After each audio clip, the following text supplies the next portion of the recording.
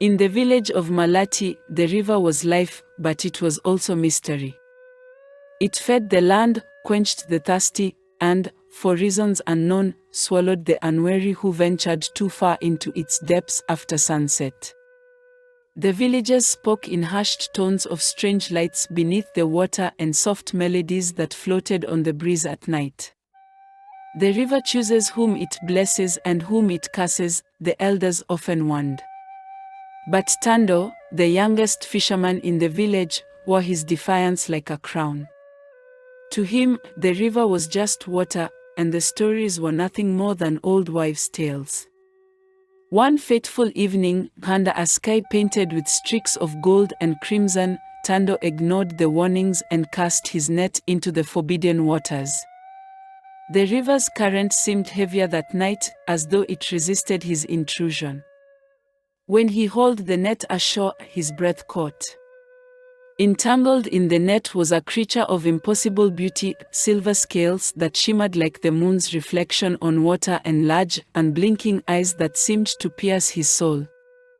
As Tando stared, the scales began to dissolve, revealing a woman with skin like polished bronze and hair that cascaded like black silk. "I am Nondi," she said, her voice soft but commanding. "You have taken me from the waters, and now my fate rests in your hands." Tando fell to his knees, words failing him. "Do not fear," Nondi continued. "I will not harm you. But there are rules. Take me home, and keep my existence a secret, and I shall bless you and your household with abundance.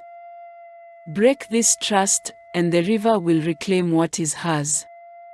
And one more thing, from today onwards, you'd have to visit me alone at nights." Though shaken, Tando agreed. From that night, his life changed.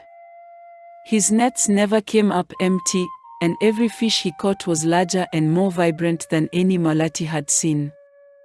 The once struggling fisherman became the village's provider, his baskets always overflowing with the river's bounty. Nondi remained by his side, a quiet presence who brought warmth to his modest home in the daytime but disappeared back into the rivers at nights. She rarely spoke, but her mere existence transformed his life. Slowly, Tando's house, once the humblest in the village, grew into a symbol of wealth and prosperity. But prosperity draws attention, and none watched more closely than Tando's elder brother, Chinidu.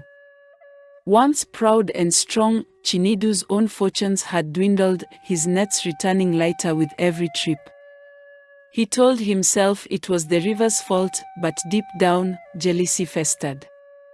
How had his younger brother, a man with neither ambition nor skill, risen above him? At first, Chinidu watched from a distance, his envy hidden beneath a facade of brotherly concern. But as months passed, he could no longer contain his bitterness. One evening, as Tando returned home with yet another bountiful catch, Chinidu cornered him by the mango tree that shaded their family's old homestead.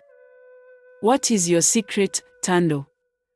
Chinidu demanded, his voice low but sharp. "No man rises like this without help." "There is no secret," Tando replied, avoiding his brother's piercing gaze. But Chinidu wasn't convinced.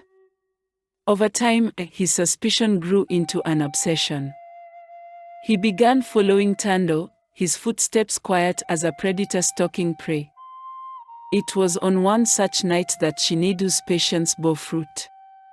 Hidden behind the tall reeds near the riverbank, he watched as Tando stood by the water, speaking softly. A woman emerged from the shadows, her presence as otherworldly as the stories their grandmother used to tell. Chinidu's breath caught. So this was it, Tando's secret. Days later, Chinidu confronted Nondi by the river, his words laced with desperation and greed. "You've blessed my brother, now bless me. I, too, am of this bloodline. What he has, I deserve." There, Nondi emerged, her calm gaze turned cold, her eyes reflecting the river's depths. "You are not like him," she said. "Your heart is clouded by envy, and the river does not reward greed." But Chinedu would not be deterred. When she refused him, he returned to the village, his mind churning with schemes. If the river spirit would not bless him willingly, he would force her hand. What followed was a slow unraveling of the peace Tando had worked so hard to protect. Chinedu spread rumors in the village, planting seeds of doubt in the minds of the people. "Have you ever wondered why Tando's nets are always full?" he whispered. "Why his house grows while ours shrink? It's because he's using charms." The villagers, once full of admiration, began to murmur among themselves. Suspicion crept into their hearts like a poison. One stormy night, Chinedu's jealousy reached its breaking point. Armed with nothing but his bitterness, he stormed down to the riverbank, where Nondi waited for Tando. In his rage, Chinedu threw a stone at her, shattering the delicate balance she had maintained. The river roared in response, its waters rising with terrifying speed. Thunder cracked like the heavens splitting open, and rain fell in sheets, drenching the village. Nondi's voice echoed above the chaos, both mournful and full of fury. As the floodwaters surged, Tando came rushing to Nondi at the riverbank. He pleaded, his voice laden with sorrow. "The river remembers. Its blessings demand balance, and its wrath must be stilled. You have broken the trust," she declared. "The river will take what it gave. The choice is yours. What will you offer?" asked Nondi. Tando's heart felt like it was breaking apart. He thought of his village, the children playing beneath the mango trees, the elders sharing wisdom under the baobab. He turned to Nondi, tears glistening in his eyes. "Take me," he said, his voice steady.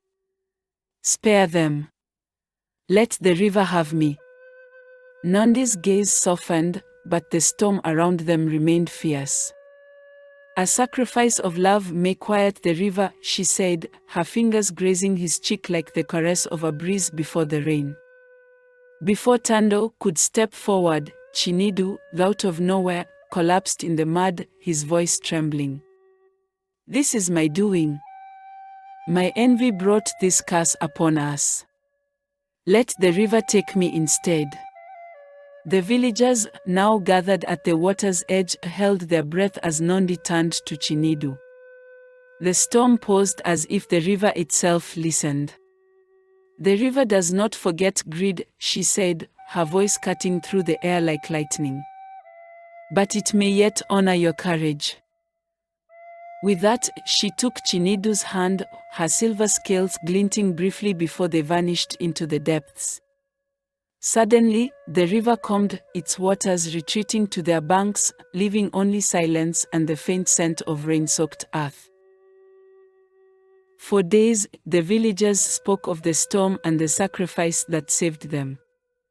Tando, though forever changed, became a humble pillar of the community.